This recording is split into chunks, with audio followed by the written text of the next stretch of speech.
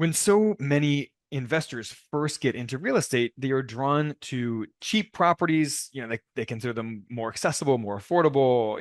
The returns on paper look higher. So I was intrigued when I was chatting with Andrew Cushman, who's the founder of Vantage Point Acquisitions. They are a workforce housing investor with 2,800 units plus in the southeastern U.S.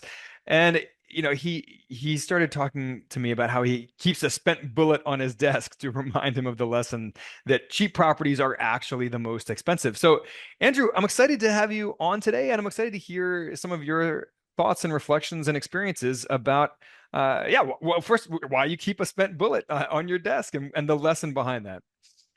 Yeah, so that bullet, well, let's just say so in 2013 we bought a 348 unit rough property built in the early 70s in a rough part of Dallas, Texas, and started our value add program. And in the beginning it was successful because we'd renovate a unit, we'd get I don't remember how much, but a couple $100 rent increase, and so far so good.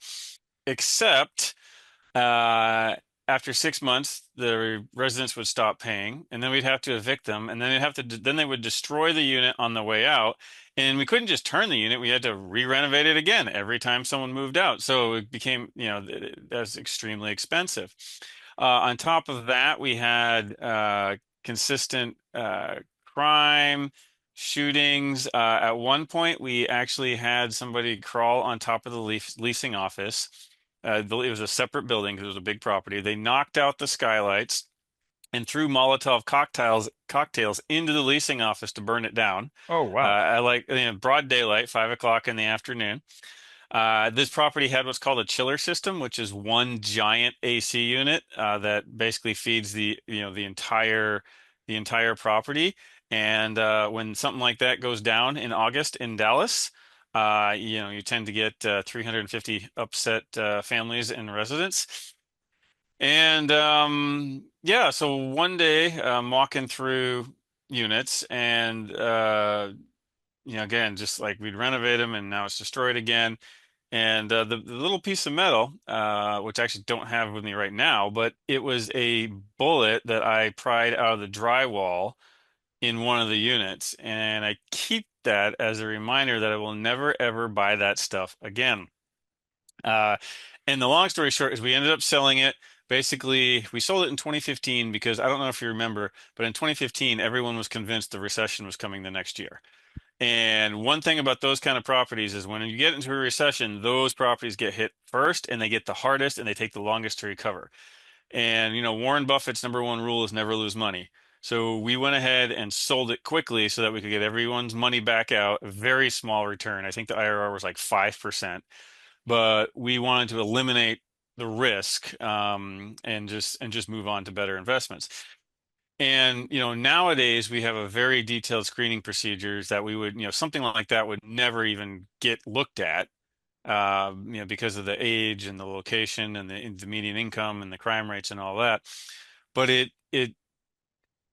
and again, a lot of the success we had after that came from the things that we learned in that property. But one of the biggest things is I had fallen into the same trap that probably 90% of beginning multifamily and real estate investors fall into, and that is going for the cheap properties because they seem more accessible because, well, the price is lower, right? And I don't have to get as much capital. And two, the competition is lower. Well, that's for a really good reason. And they always look great on a spreadsheet, but I can tell you from thousands of units of experience, plus I know lots of other operators, they almost never, ever work out in real life as well as they look on that spreadsheet. And again, that's something when you're new, you don't realize like, oh, this is a great return, but yeah, it'll be a little extra more work, but I can do it. It's probably not going to work out that way. Now, I'm not saying you can never make money in Class C. That's not true. But what I'm talking about is rough properties in rough neighborhoods because you can never bring your property above the level of the neighborhood. And so that is one of the biggest mistakes I see new sponsors, new syndicators, new investors, whether you're doing it whether it's as a syndication or even individual, is going for that cheap property. When we look back over the 2,800 units we've done, and over the last 13 years and look at the returns. Not only are the returns higher on the slightly more expensive to buy Class B properties, there was less risk and less headache in order to get those returns. And so, even today, I mean, I've literally looked at thousands of properties, and I'll see, one of those properties like, wow, yeah, we could probably do it, and the returns would be great and all that. But what I got to remember is, what I like to say is the grass is always greener over the septic tank. Right. And that's what those properties are. Again, I'm not saying you can't make money with them because we did. We made a lot good money on a handful of them, but your effort is way higher and your risk is far greater. So what I would recommend anyone do is, if you're saying, well, hey, I can buy this 20 unit C class property in a rough area, instead of doing that, go buy an 8 or 10 unit B class property in a B class area.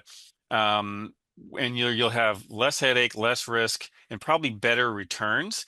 And you'll have a much easier time getting staff to help you run those properties because a really good manager doesn't want to work in a really rough neighborhood. They will go to a better place as soon as they can. So, Yeah, that was absolutely my own experiences as well. I made this mistake, of course, when I first started investing in real estate. I got my start doing rental properties, and in particular the BRRRR method, where I was going in and renovating properties and then refinancing them to keep as long-term rentals.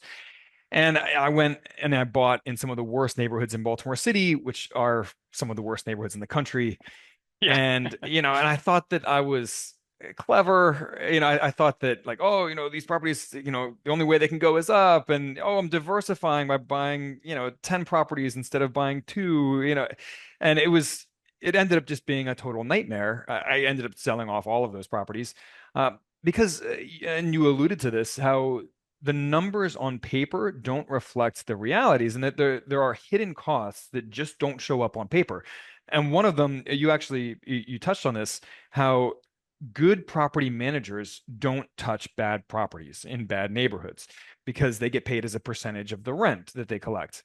So why would they take on more work and more headaches to collect less money working in a bad neighborhood?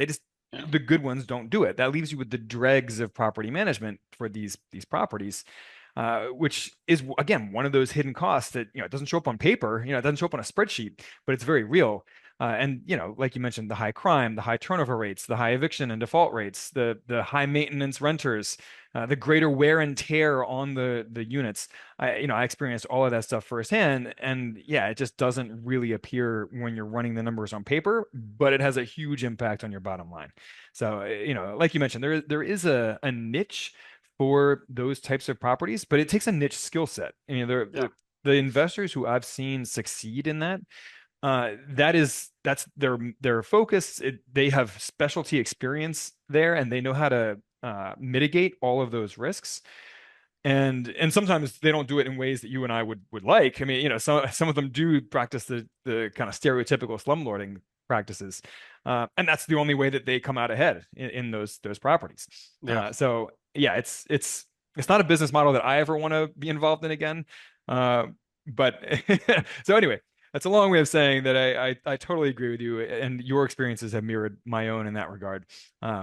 And in our co-investing club, where we meet every month to vet passive investments, that is something that we are very much aware of. And downside risk has become our first priority when we're looking at these, minimizing that Well, downside risk above eh, everything else. eh, So anyway, I went on a little bit of a tangent there, but Andrew, in 30 seconds or less, how do you help people, and how can people connect with you if they want to take you up on that help? Yeah, our primary way of helping people is providing passive, opportunities to invest in large multifamily deals passively, because like you said, we syndicate.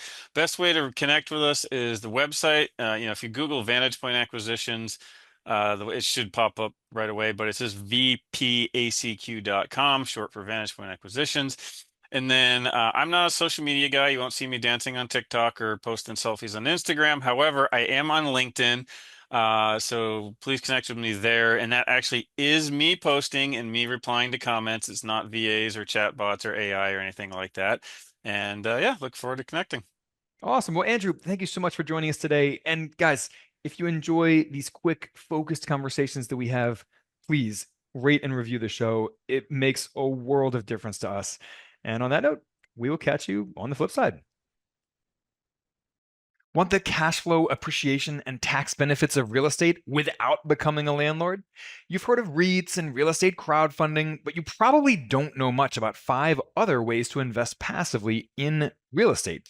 So we put together a free video course for you to show you how to consistently earn 15% plus returns from 5 lesser known hands-off ways to invest in real estate. And even more importantly, we'll keep risk front and center in that whole discussion. Because really, what's the point of investing for high returns if you also take on high risk, right? So visit sparkrental.com/free to take our free course. Each video is snackable at 10 to 15 minutes long, and the entire course takes less time than watching a movie. Looking forward to chatting with you from within the course.